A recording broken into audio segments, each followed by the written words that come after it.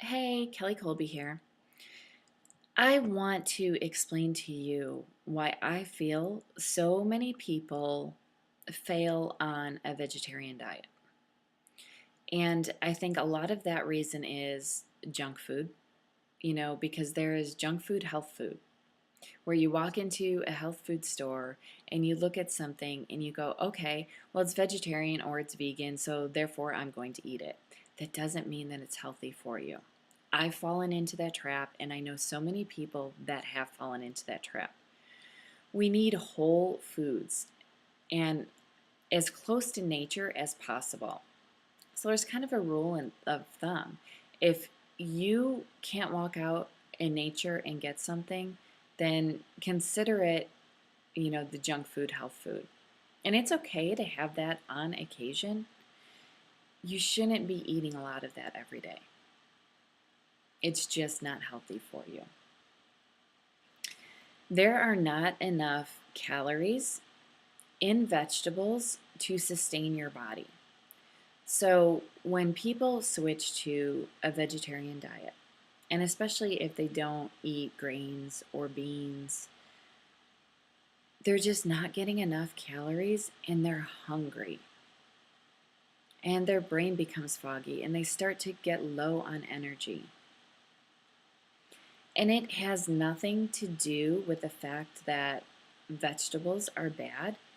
It's just we're meant to be consuming more fruit. Fruit is much more bioavailable for our body. It's much more in resonance with our body.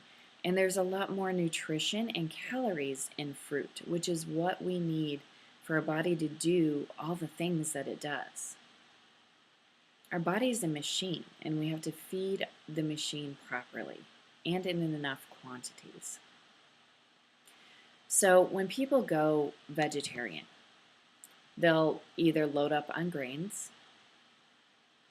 or nuts or tofu and think that they're making better choices for their health.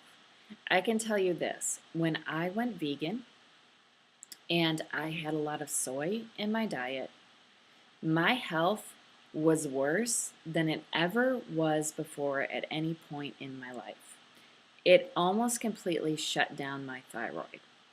And you think, how do you gain weight on a vegan diet? And unfortunately, I did that while I was pregnant. So my daughter had a lot of problems, and not major problems, but she had a lot of problems she shouldn't have been born with. And she is almost a year old now, and it has taken us almost a year of working through that.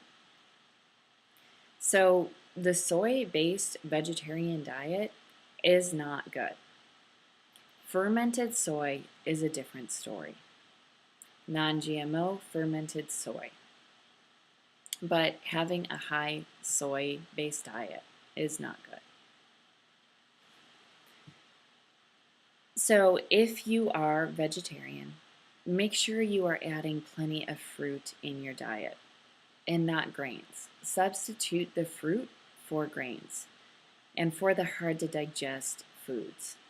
You don't really have to worry about protein. If you're eating enough fruit, you're getting enough protein.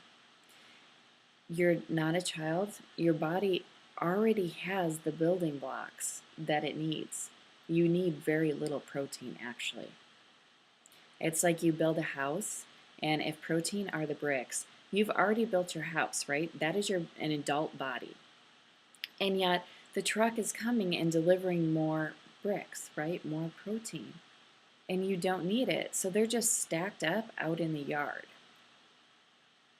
That's what protein does. We actually need amino acids, not protein. So these are a lot of things to think about.